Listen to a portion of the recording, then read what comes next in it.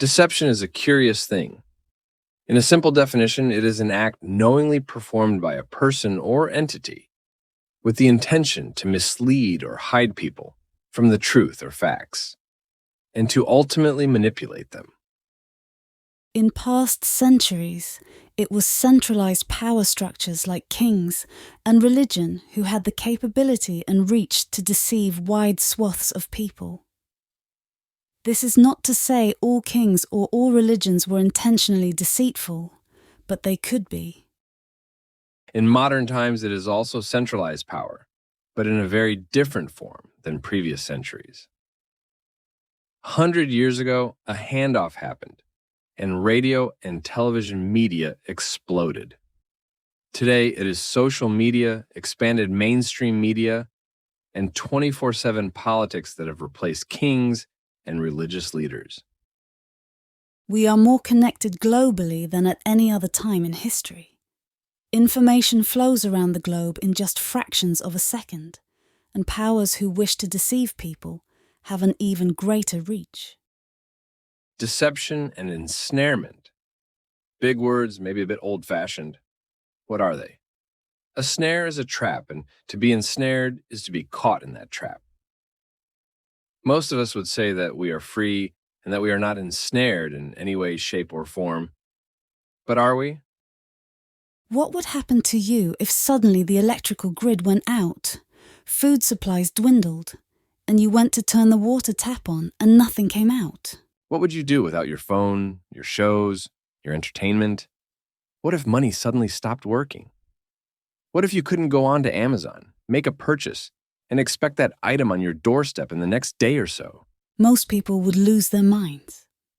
Most people would do anything to return to their previous lives, to have those comforts.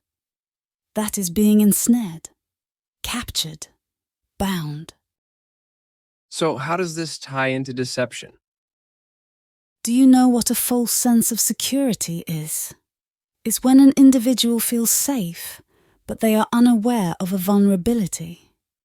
Take a rabbit who is casually eating in a garden beneath the cover of plants, thinking they are safe.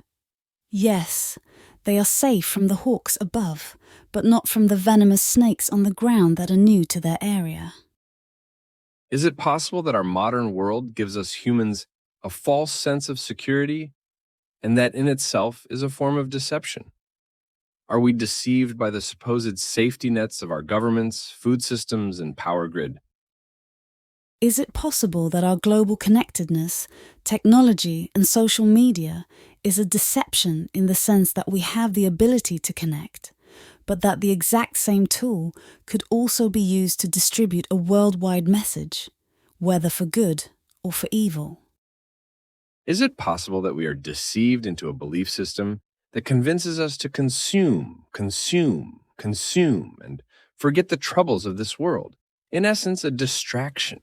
Is it possible that we are deceived by the images that come through to us on our screens, convincing us to pursue certain lifestyles, set certain goals, and die trying to achieve them? What is your life? Is it marked by your pursuits of money, fame, possessions, influence, and power? How much of that was your idea? Is it possible that you may have been influenced, or that the social platforms you operated within acted as a hive mind? For this woman, I have to be honest and admit that all of those things influenced me, and for a long time, I pursued money, fame, possessions, influence, and power. Maybe you are here because you too have found those things to be empty. Maybe you too want more for your life. Maybe you too realize that we have been deceived, shown a consumerist, slavish vision of a human life, one that ignores godly morals, ensnares us, and fails to deliver legitimate happiness. See exploding data on prescribed pharmaceuticals for depression and anxiety. On this channel, you will often hear reference to the movie The Matrix. There are few fictional references that so comprehensively explain deception, and particularly the type of modern deception that we will explore here. Are we batteries for robots? Surprisingly, you might be. We want to explore deception more explicitly. We need to examine mainstream media and the methods by which they can deceive us. See, that nice lady on the TV delivering the story is telling an editorialized version of the story, usually from one perspective, and often with the interests of centralized power in mind. That may be a lot to swallow for our first bite, but I encourage you to stick around and take a look at things together. My goal is to participate in a great awakening that I believe is happening around the world. I believe the veils of modern centralized power, namely mainstream media and politicians, are lifting, and people are losing faith in mainstream media, politicians, corporations, and the powers behind them. Till next time, we wish you peace. God God bless. bless.